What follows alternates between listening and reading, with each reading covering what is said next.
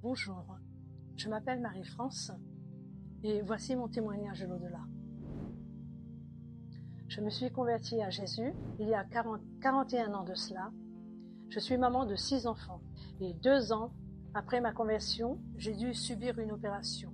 Je ne saurais vous le dire si c'est pendant l'opération ou après l'opération que j'ai pu ressentir ces choses, que ça s'est passé, je ne saurais vous le dire.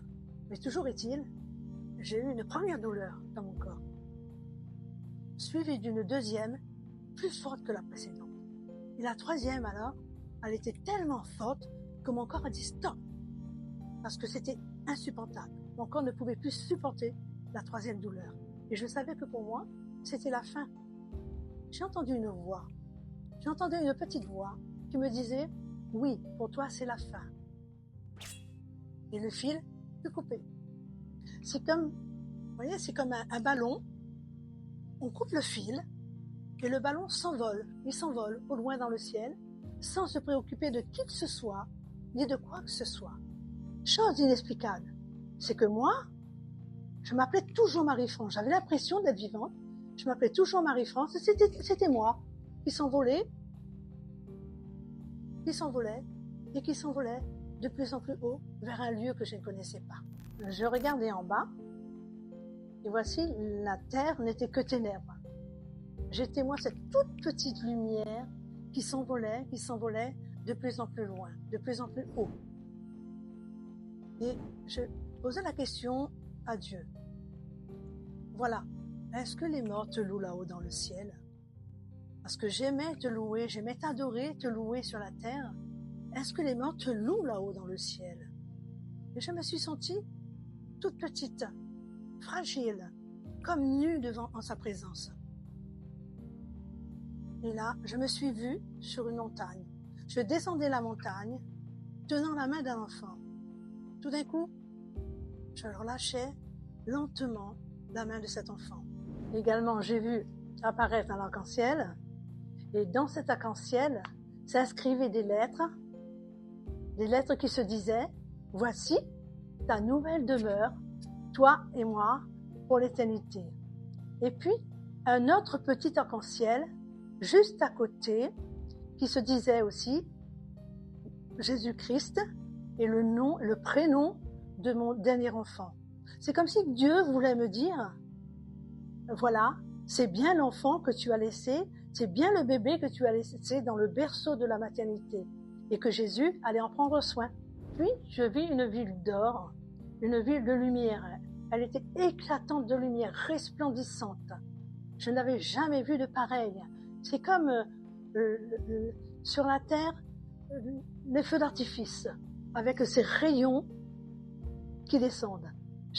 J'étais attirée vers elle, et ces rayons se projetaient sur moi. Je me regardais, et voici, j'étais toute lumineuse, j'étais toute brillante, jusqu'aux vertèbres. Et là, je dis à Dieu, montre-moi ton visage. Il y eut un silence. Puis, je dis à Jésus, je veux te voir. Et voici, il dressa devant moi une immense main. À l'intérieur de cette main, il y avait un petit quelque chose. Et cette petite chose attirait mon attention. Je voulais m'approcher pour aller voir. Et voici, c'était un tout petit grain de sable dans le creux de la main de Dieu. Et c'était moi, ce petit grain de sable. J'ai vu également un immense champ de verdure, avec des grands arbres, incomparables avec les choses de la terre. La voix me dit, va, tu as une tâche à faire. Dites-leur que je suis l'immensité des temps. Je me suis vue survoler un cimetière rempli de gens. J'étais toujours brillante comme la ville. Je survolais ce cimetière et je chantais à tue-tête la gloire de Dieu. Les gens me regardaient avec stupéfaction, avec frayeur également, et sont pressés de quitter le cimetière. Et j'entendis au loin, très lointain, des voix de femmes qui me disaient « Madame, ouvrez les yeux, ouvrez les yeux ». Elles insistaient plusieurs fois. Mais je me disais, elles ne comprennent pas. je ne suis plus avec elle. Je suis ailleurs, mais je ne suis plus là. Et elle, pour moi, c'était confus. Il y avait un combat au fond de moi. Un combat parce que là où j'étais trop bien. Je vivais la joie parfaite, un bonheur incomparable, où il n'y avait plus de douleur, il n'y avait plus de larmes, il n'y avait plus de souffrance, il n'y avait plus de péché. Surtout, il n'y avait plus à lutter contre le diable. Toutes ces choses n'existaient plus. Et j'étais dans une paix parfaite. Bouleversée, je me suis retrouvée sur mon lit et je pleurais à chaudes larmes. J'étais tellement fatiguée que je ne pouvais plus dire un seul mot. La dame qui partageait ma chambre a dû quitter la chambre pour pouvoir me laisser me reposer. Et le lendemain, une jeune infirmière est rentrée dans ma chambre alors que j'étais en train de faire ma lecture du matin. Elle me dit « Mais qu'est-ce que vous lisez de beau ?» Alors je lui dis « Voilà, c'est la Bible. Dieu est avec moi. » Alors elle me répond « Oui, ça, nous le savons. C'est pas la peine de nous le dire, on le sait. Parce qu'avec ce qui s'est passé, on le sait. » Elle me dit « Voilà, moi, c'était la preuve, une preuve que je devais faire ce jour-là, le jour de votre opération, pour être infirmière. J'étais pour la première fois dans cette salle d'opération. Mais c'était tellement compliqué, tellement dur pour vous de revenir, d'être réanimé. La réanimation était tellement longue que je me sentais moi-même mal et je voulais quitter la salle. Ce qui veut dire quitter la salle, c'était de perdre mon examen. Et là, une chose extraordinaire s'est passée.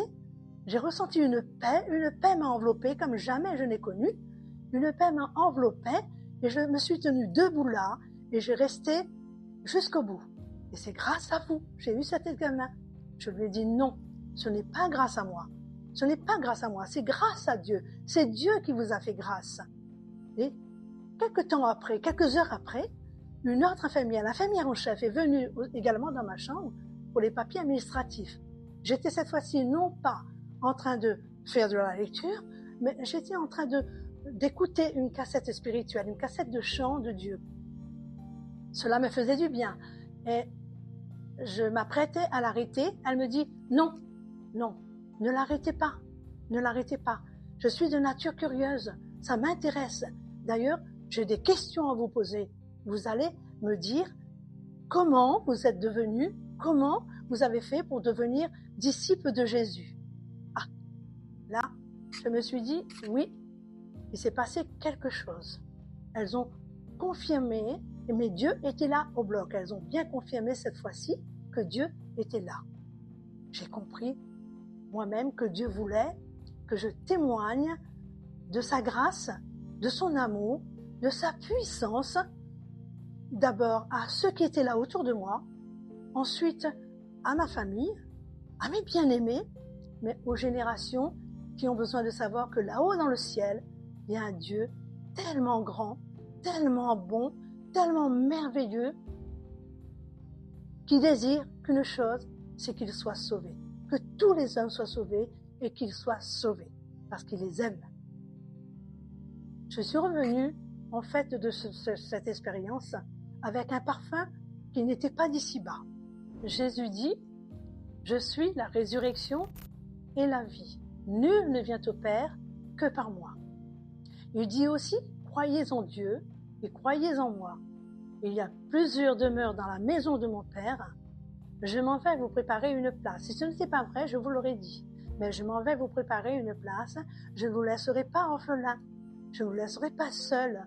Je vous enverrai le Consolateur, qui est le Saint-Esprit, qui sera en vous et qui sera avec vous. » Il dit aussi, « Celui qui croit en moi vivra même quand il serait mort. Et quiconque vit et croit en moi ne mourra jamais. » J'ai pu lire dans l'Apocalypse cette ville, cette merveilleuse ville, descendre du ciel, qui est la Nouvelle Jérusalem. Vous qui êtes à l'écoute de ce témoignage, que Dieu vous bénisse. Au revoir et à la prochaine pour un nouveau témoignage.